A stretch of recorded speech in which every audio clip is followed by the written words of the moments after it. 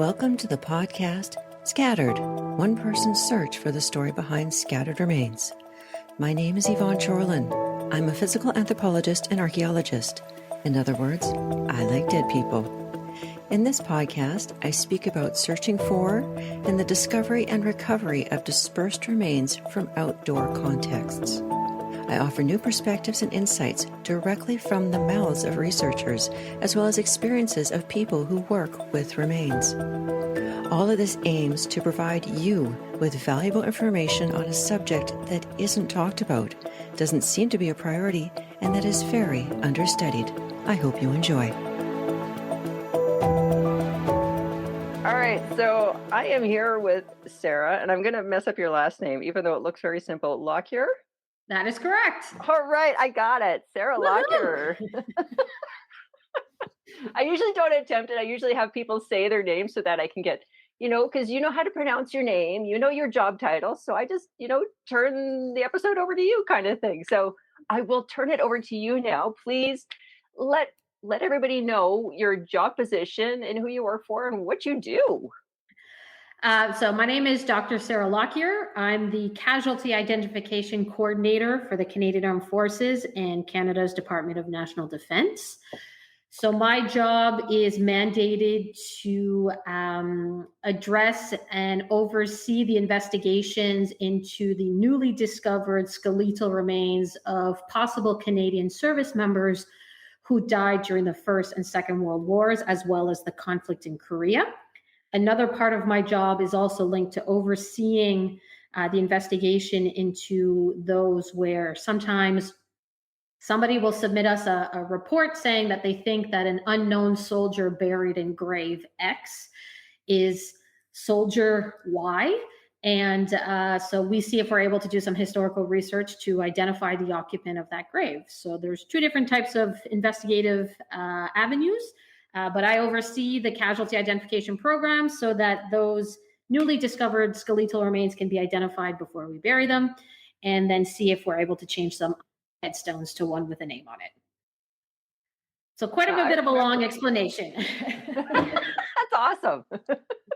Longer is better, instead of just saying, this is my job position, blank. Right, yeah, no. I got a little bit more to say in that terms. Now, I remember when your position was created and you were hired, it made the news because you're the only one in Canada. I am the only one in Canada, yeah. Now, I am the third person in this particular position, however, but yes, I am the only one in Canada.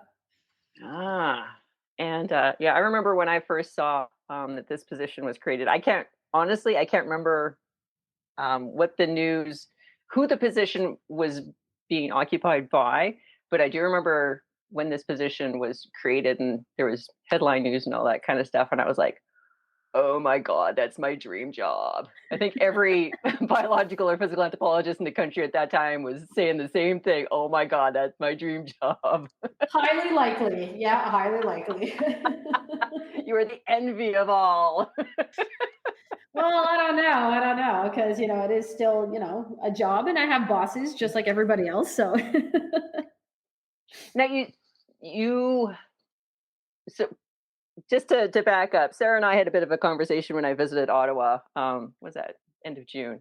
And but we had also talked independently for an organization, a nonprofit organization, Prime Earth, or ACE for Anthros, which focuses on the alt academic training for anthropologists, specifically biological anthropologists, just because it seems to be a thing where, we're all very well educated, well trained, but we seem to have problems transitioning to life outside of academia and finding a job. So we each did a sort of a talk, office hours. Yeah, for that. And that's where I was kind of introduced to you and your job and what you do. And it was just really, really interesting. But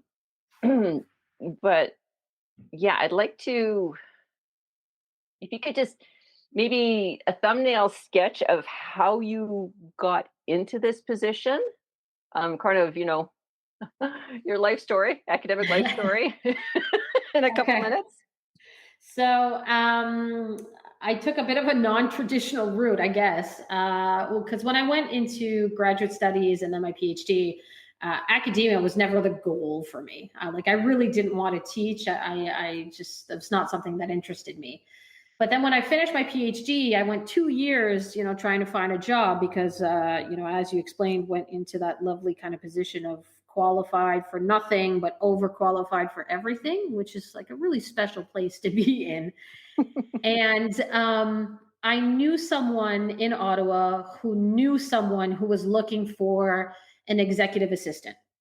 And that person gave me a chance and he hired me on as his executive assistant. It was with the Director General of Human Resources at Justice Canada. So, not at all related to anthropology and anything like that. And once I had my foot in the door, I eventually moved on to other administrative positions within Parks Canada because I thought to myself, okay, well, Parks Canada does have some archaeologists on staff. They do deal with some heritage or cultural resource management. So maybe I can find something, that's related and stuff like that. And one day when I was still within my administrative position at Parks Canada, I started looking at the internal job postings. Now, at the time, I was not eligible to apply for internal job postings due to my status related to my contract. But I figured let's go on the internal job posting sites and see, what kind of jobs I would be able to apply for once I do become officially a public servant. And Casualty Identification Coordinator was the third one on the list. And I remember looking at that being like, what is that? And I clicked on it. And as soon as I started reading the job post, it was like, oh my God, it's that one forensic anthropology job at D&D. Oh no.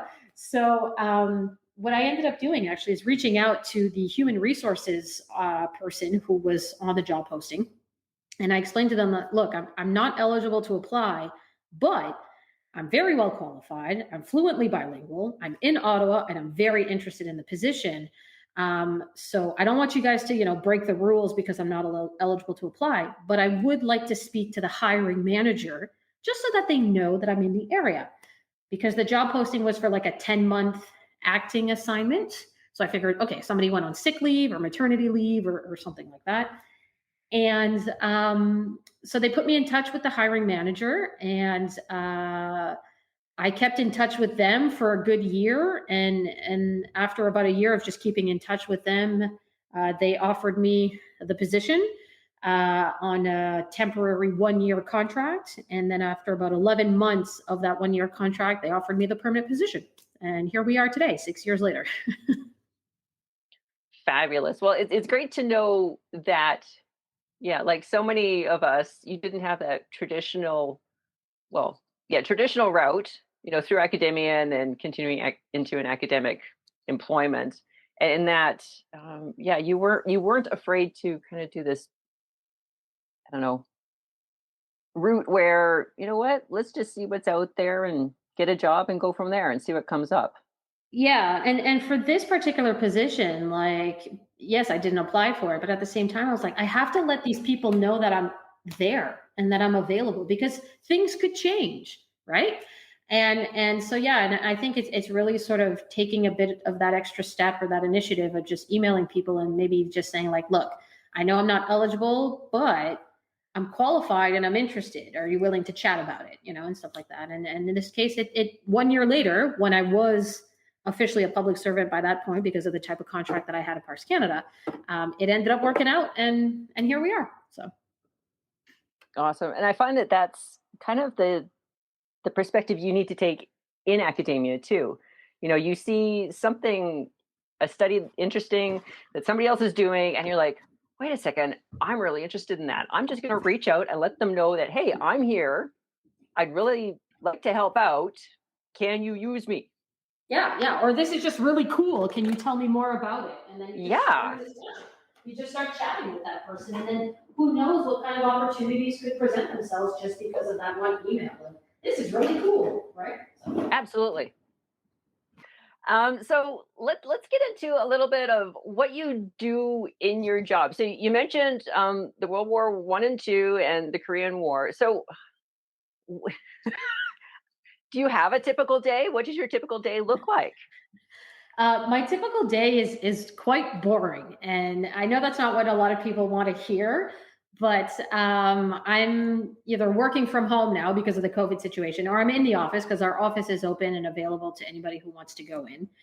And honestly, I'm at my computer looking at Excel spreadsheets or writing briefing notes that are to be sent up to the commander that I report to, looking at a variety of different sort of procurement contracting documents to see, can I assign any more tasks to the contractor, looking at budgets kind of thing. So in terms of the anthropology part of my job, like admittedly, that's not what I do on a daily basis. On a daily basis, I'm sitting at a computer, looking at Excel spreadsheets, writing emails, and things like that. So that's my typical day. So when you do any sort of identification, how do you do that? How like sort of what's the process of doing that? Right. So the big thing for Canada and other Commonwealth nations is that the remains are not repatriated to their country. So Canadian soldiers are not repatriated to Canada. They are buried in the closest appropriate cemetery to where they fell. So it is unlike the US system. Exactly. It is completely different from the US. So I have to travel to where the remains are stored in order to do the anthropological analysis there on site. So that typically means me going to France because the vast majority of our cases are from France. There's a couple of them from Belgium, but the vast majority are in France.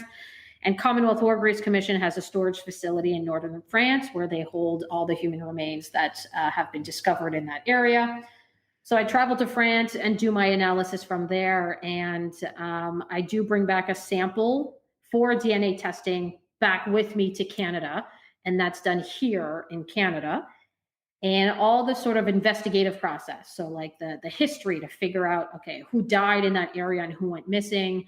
The genealogy research to find a viable living DNA donor who's willing to give a DNA sample, putting together like the age and the height range, which is key for my investigative purposes. I tend to sort of put all that information together once I get back to Canada. I'll collect all the data when I'm overseas, but then do the sort of the final step in analyzing all of it when I get to Canada. And once we are able to confirm an identification, we then return overseas as the service members are buried in the closest appropriate cemetery to where they fell. So they are buried overseas, and that's pretty much the process kind of in a nutshell, or a very broad general overview of the process. All right, I'm just going to, excuse me, back up a little bit and get some clarification for Sure. anybody who's listening. So there's a misconception that once you have DNA from an unknown deceased person, you automatically, bing, can figure out who that person is. It's like DNA is the label that it contains the person's name, their birth date, all that kind of stuff. And that is not the case. No, oh man, it would be so much easier if it was, but no, that's not the case at all. We are labeled through our DNA, not. Yeah. Which is why you need somebody who's willing to be a DNA reference sample. Exactly. Yeah. So we need to find very specific people in the family tree, depending on the type of DNA that we're able to extract from the bone. Now, sometimes we'll send the DNA sample to the lab or the bone sample to the lab, and they'll come back to us and say, sorry, this type of DNA, we couldn't extract it. It's too badly degraded. So that will inform what type of DNA we can use and then what type of DNA donor we need to go and search. And what also people don't understand is like, oh, we'll just find the family. Well, okay, fine. But like some of these soldiers, well, actually for the First World War, 50 to 60% of those who enlisted with the Canadian Expeditionary Force were actually born in the UK. So their next of kin, which typically was a parent, is in the UK. So now all of a sudden we got to track down family with a starting point of in the UK. And if there's no census records or birth records or other types of records, it can sometimes be very difficult to find a viable living DNA donor who's interested, because It's not mandatory for people to provide a DNA sample because we recognize that it's bizarre. Where the government of Canada is calling and be like, "Hey, we want a DNA sample." It's a bizarre request. So it can be very, very complicated, and we've had certain instances where there's no viable DNA donor who's alive.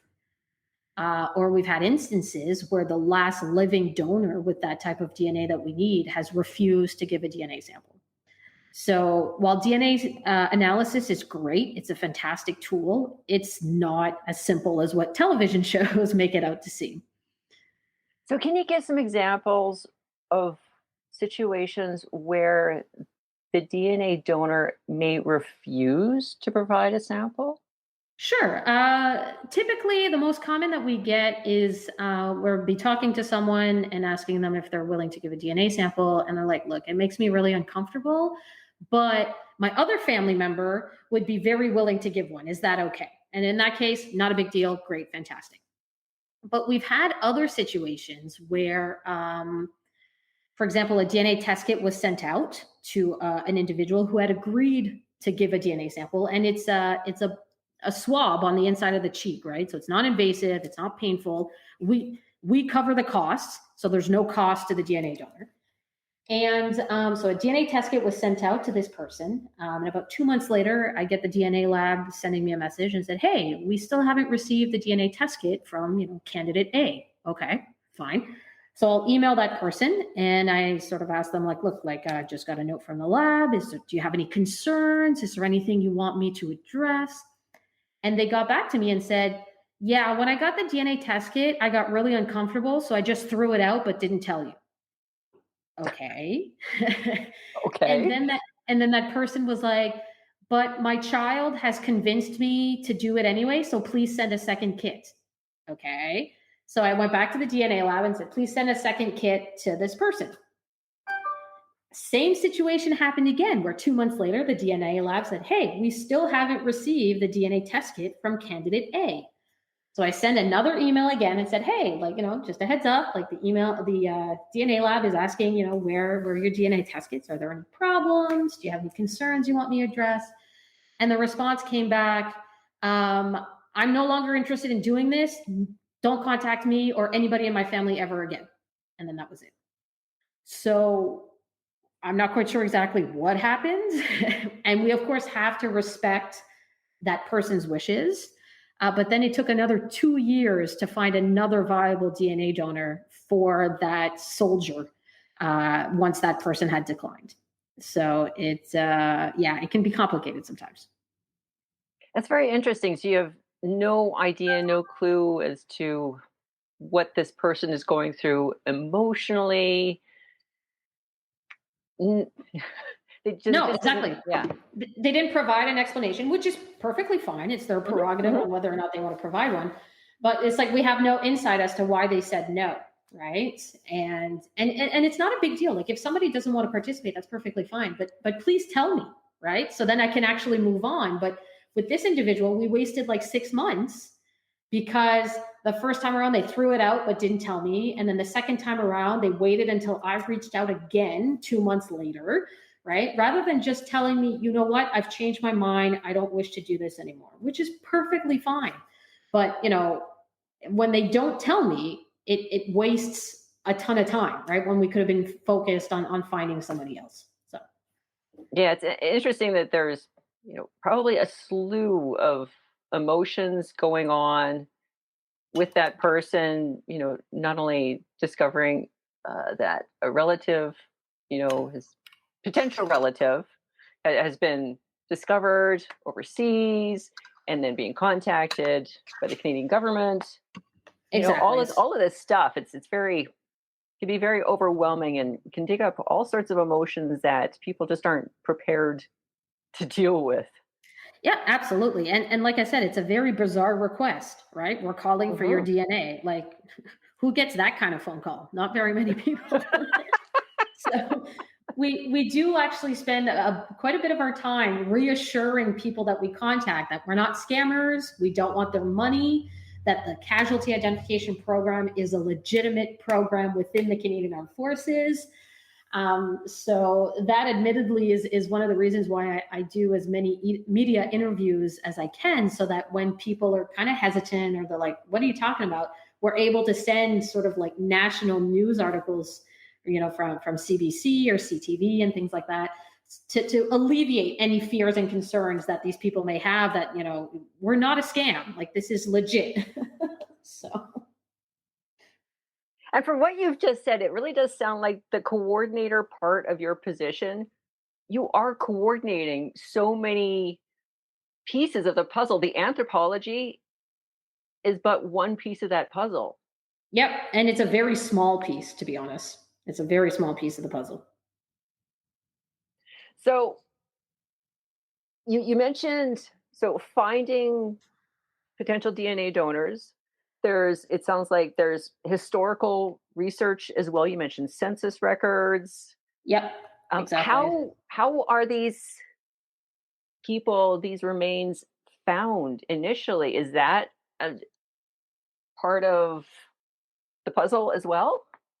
To a certain extent. Again, here is where we differ from the United States quite a bit, because we do not actively search for the remains of missing service personnel.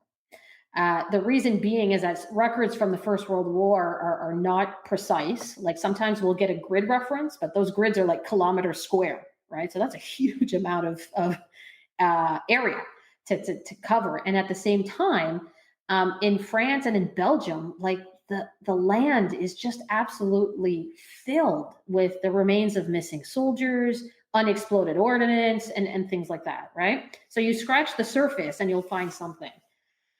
So the Casualty Identification Program begins an investigation once a set of human remains has been discovered. So that typically happens because of construction work. And in many areas of France and in Belgium, you have to have a munitions clearing team that goes through the site before any construction can begin, so that the unexploded ordnance, the unexploded bombs, can be removed before the construction begins. And that is about, I'd say 75% of the time, that's how the human remains are discovered.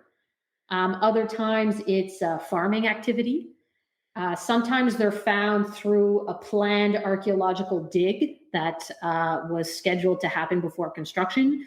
So those are the types of scenarios that usually uncover human remains that are thought to sometimes be Canadian, or sometimes there's something with the word Canada that's found with the remains. So that's when we kick into gear, when they're thought to be Canadian. That is completely different to doing an archaeological search in Canada. I mean, yeah. I mean, we have to look forward to stone artifacts and teepee rings and, possible First Nations art occupation sites. And that's it. Finding human remains and unexploded munitions, extremely rare. Yeah, it's not rare overseas. However, like there's unexploded ordnance everywhere. So like if you're in overseas, especially in France and Belgium and Germany, and I don't know, you're walking somewhere and you see, an unexploded bomb, well, those are still live.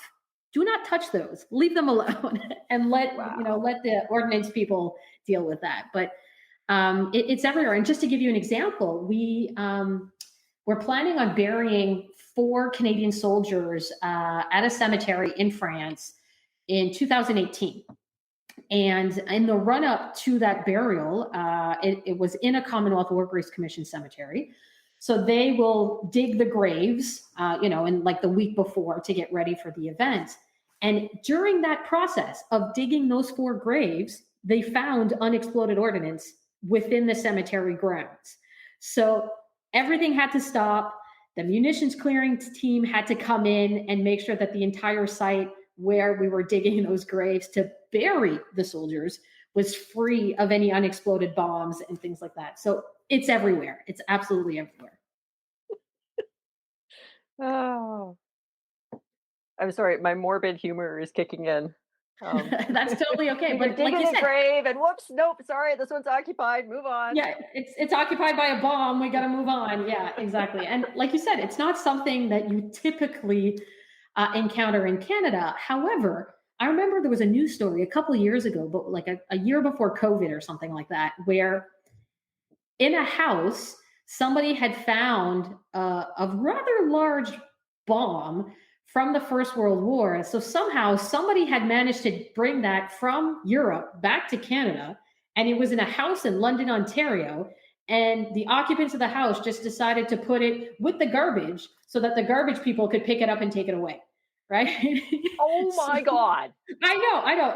It was just absolutely ridiculous. And I remember reading this and be like, what? And then finally, somebody called the police, right? And I think it ended up being the military who actually came and was able to eventually dispose of this bomb. But what the people failed to realize was that, this was live ammunition. This could have exploded at any point, right? So, it doesn't typically happen in Canada, but sometimes it does.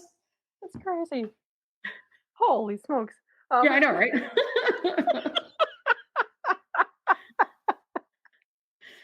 So it's like, yeah, I just have a First World War bomb in my house, no big deal, which is kind of like, why would you even want that? No, just Especially no. a live one.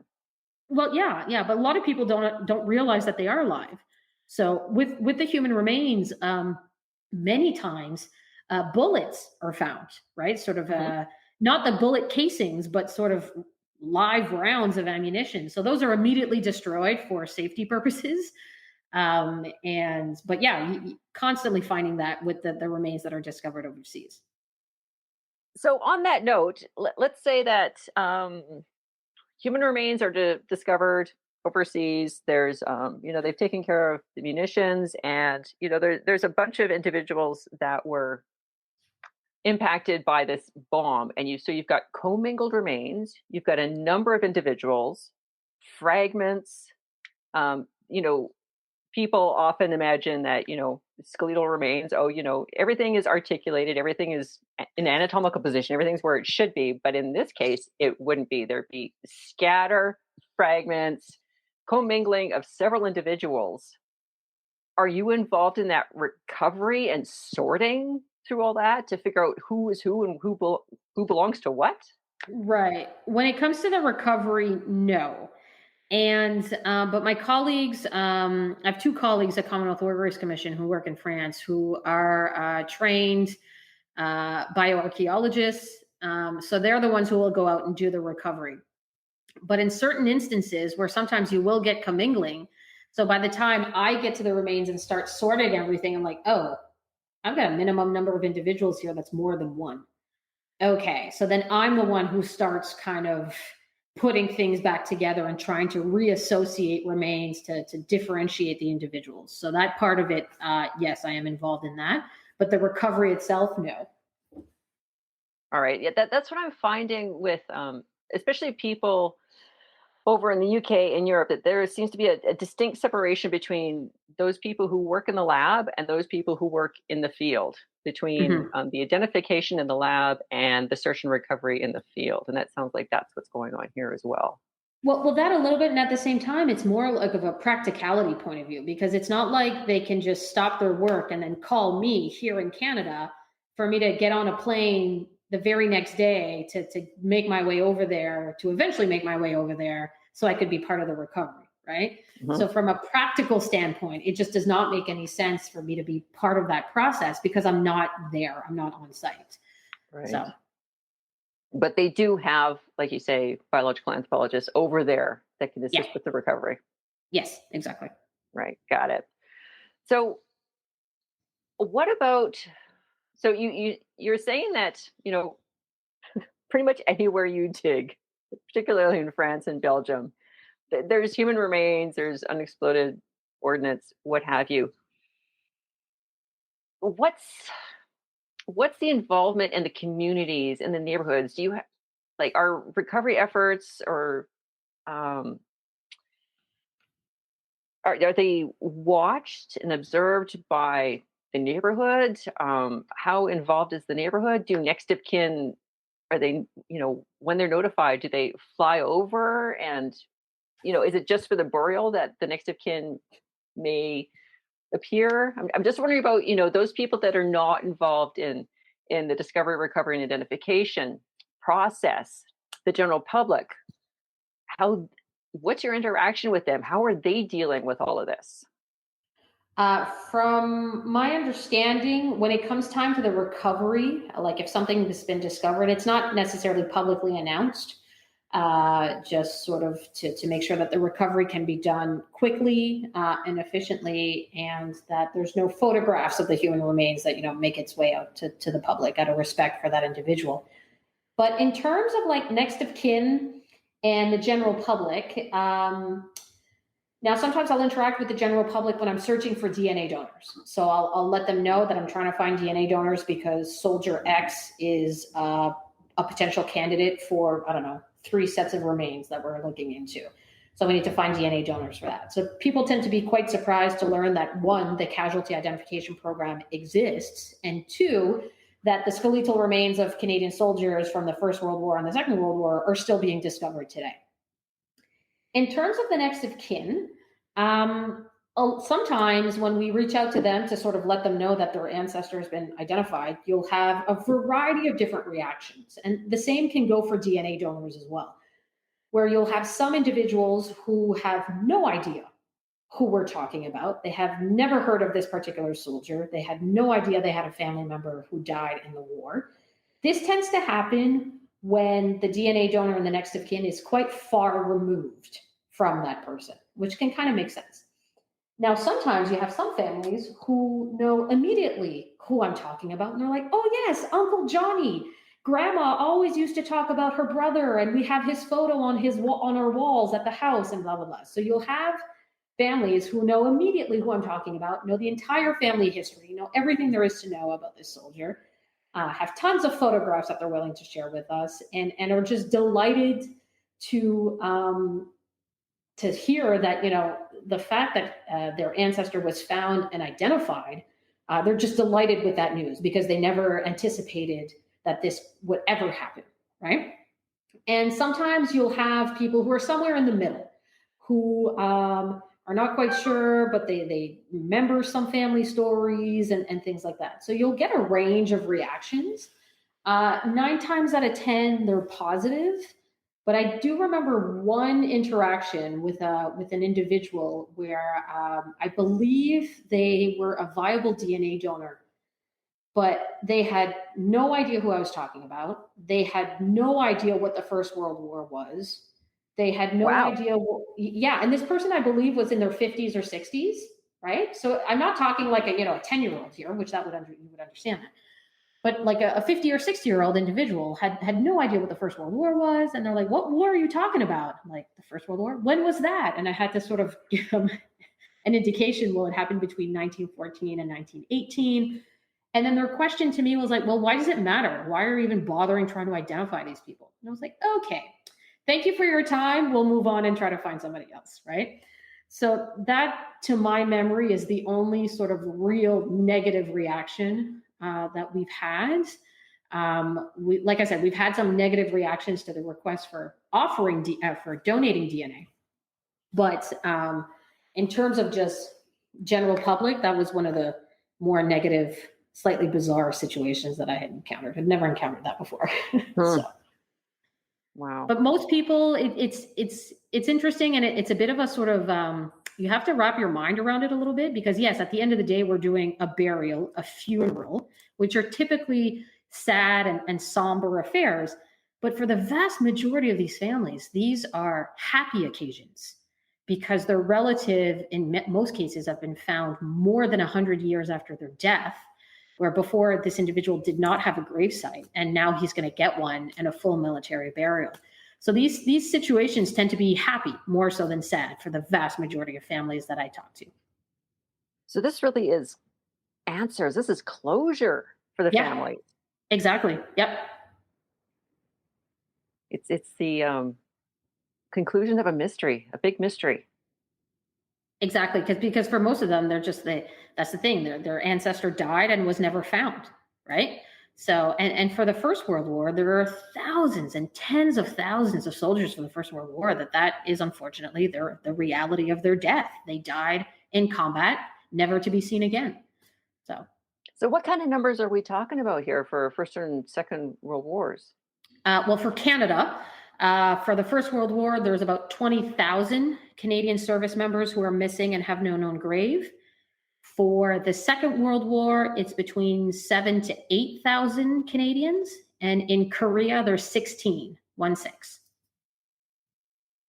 Wow, that's significant for the World Wars. Yeah, and this is just Canada, but it's over 27,000 for just Canada, right? Never mind the other nations that have a huge amount of dead and missing as well. So, in talking to these families for whom you've identified the remains of some missing soldier, having a burial, what kind of sense do you get from them that how much this means to them? My colleague used to use a really great analogy in terms that before the burial, all of this tends to be a bit more like a history project, right? Where they start looking into their family history a bit more and their family genealogy and stuff like that. But you tend to see the change in people when we get at the burial ceremony, where all of a sudden, when you see the casket draped with the Canadian flag being walked in by members of the regiment, the military regiment that perpetuates the unit that deceased soldier was from, carrying that casket and it being brought into the cemetery, you see the reaction and the change in the family members that, this is no longer just like history. This is real. And my ancestor is in that casket and about to be buried next to his comrades after over 100 years and have a headstone with his name on it. So I find that's a really good way of putting it because for many, like when I meet them before the ceremony, like they're just like, oh, this is so cool. But you see that ever so slight change at the ceremony itself of what this means to them and what it means for their families. But like I said, it's always a positive experience because like you said, it's closure, right? They finally know what happened and there's finally a resting place and a grave that family can visit if they want to. So, what do you see in people during the ceremony? I mean, is it, I don't know, a reverence? Is it, I don't know, maybe some emotion, deeply buried emotion where they just erupt in sobs? Like, what are you seeing in these people to finally get this closure? Again, it's a variety of things. You have some people who are just kind of like, quite calm and somber. It's always emotional in some shape or form, but there's no kind of, like sobbing or like, really loud sobbing. Like that's never something I've encountered. But what people don't expect is that many times, like you'll see people smiling at these events. Huh. Which, yeah, a bit different for a funeral, but like I said, it's their ancestor has been found after 100 years, right? So, right, yeah. I know when I'm there, I'm smiling the entire time, which hopefully doesn't come off as Sarah's a psycho. but for me, it's like at the end, it's also the culmination of my job. Like this is the end stage. Like we did good. This is a really good thing. Like we did what we set out to do, right? So I tend to be smiling, and there might be a couple happy tears that come out as well. But for me, these are always like happy occasions for sure. Because it sounds like the burial is a big deal, like very a lot of pomp and circumstance, and you pull out all the stops. Yeah, I mean, that in and of itself would kind of be, emotionally overwhelming. Yeah, well, we are actually in the process at this time of organizing another burial for early September on September 13th. So now it's a matter of talking to the regiment to make sure that they bring over enough people who have the proper military drill on holding a casket, lowering a casket, folding the flag. They also have to be relatively the same height, right? To make sure that when they're carrying the casket, that it's not off kilter. And then, we'll get the Canadian Defense Attaché is invited to attend. And the Canadian Defense Attaché is essentially the Chief of Defense Staff's representative in a foreign nation. So there's defense attachés in every nation of a variety of different countries. So we'll have them in attendance. We will invite the mayor of the town sometimes, and we hope to have sort of one of the Canadian Army generals come and be in attendance as well, right? So there's all these moving parts, but yes, there tends to be a large number of people from the Canadian Armed Forces that make their way over to make sure that this burial happens and happens properly. So do you do this for every single individual? Like, I'm not talking about, like, of course, every fallen soldier who deserves, a dignified burial, all that kind of stuff. But every time somebody has been identified, do you then organize a funeral for just that person, or do you kind of wait until a bunch of them have been identified and then you organize a funeral for a group of individuals? Right. Well, it depends on a number of different circumstances. Now, those who organize the burials, like it's my military colleagues, because I don't know the first thing about a military burial. I don't want to be organizing that. So, but like I help out with the details and some of the more nitty gritty stuff that's required. But in the past, like if we're able to, okay, so what typically happens is that once I have an identification confirmed on a case, the case has to be presented to the Casualty Identification Review Board for like final adjudication, right? And usually what I'll end up doing is I'll try to make sure that there's like 2 or 3 cases that are presented to the board at the same time. And then a decision is made on my recommendation on whether or not to bury those individuals as the soldiers, under the soldiers' names. So then all of a sudden we finish the review board and it's like, okay, we've got 3 soldiers to bury. They're all going in the same cemetery. They're all going to be, they may be buried next to one another, or they might be buried in different areas of the cemetery. So that might require, burials on 2 days as opposed to 1. But if we can sort of get into a situation of doing, burying 4 identified soldiers during 1 ceremony, which we've done in the past, we'll try to do that. Or there was one point where we had to bury 4 individuals. 3 were identified, 1 was buried as an unknown soldier, and they were buried in 3 separate cemeteries. So those happened on, it was literally what happened was Tuesday, Wednesday, Thursday. We had a burial on each of those days. So due to the fact that, yes, it does cost quite a bit of money to send a ton of people over there to do these burials, we'll try to take advantage of the fact that we've already got resources on site who are there for burial A. Let's make sure we can get burial B and C on at the same time so that we can optimize the resources that are there. I'm just going to go back a second. So we kind of took for granted that there is a positive identification for everybody you bury. Mm-hmm. But when you say that you present these cases to the Casualty Identification Board, mm-hmm. that implies to me that there may still be some doubt about the identification of this person. Right. It's not in the sense of that there's doubt. It's just that in the past, the decision was left up to one person, right? And before my arrival, some of my superiors were a little uncomfortable with that idea that everything relied on one person to make the call. So the Casualty Identification Review Board was created from that sense. So essentially, I will write the forensic anthropology report.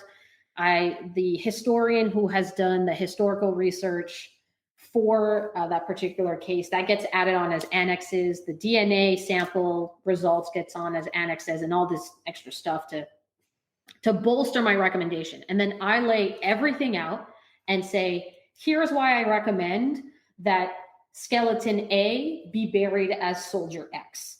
And the people around the table are my colleagues at the Directorate of History and Heritage, so both military and civilian. My report gets peer reviewed by another anthropologist to make sure that my methods and my reasoning is sound.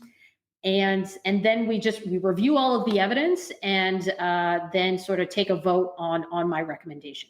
Now, I will not send a case to the review board unless I am absolutely certain that everybody will accept my recommendation. And that's just kind of a bit of a safeguard, because then if we're questioned in the future of, well, why did you make that decision? Well, then we've got this large stack of paperwork, including a record of decision and meeting minutes that we can present to that individual and say, here's the evidence we had. That's why we made that decision at that time. And also it's so that the decision doesn't rest on the shoulders of one person, where there's multiple people there that take part in the decision as well.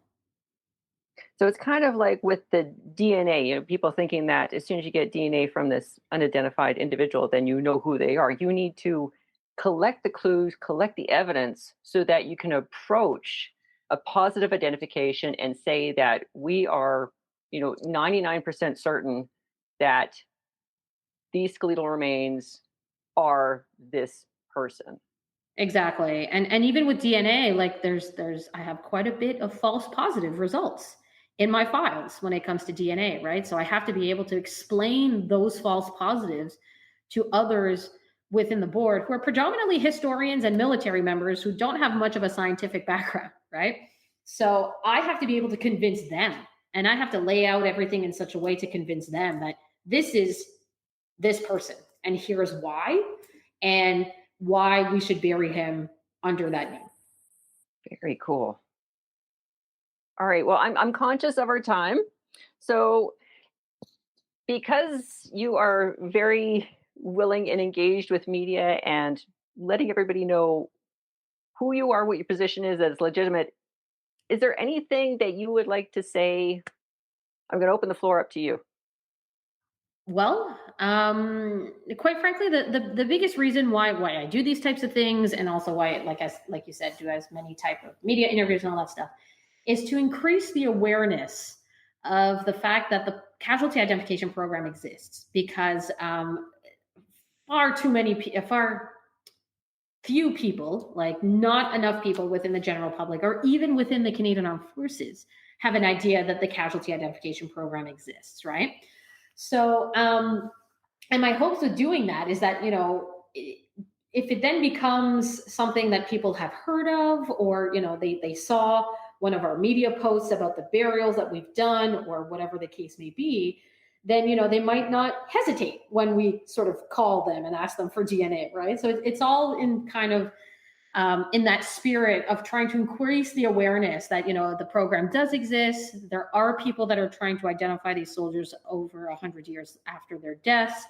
And that if we do call you or reach out to you, please help us. That would be greatly appreciated, especially when it comes to genealogy and family history.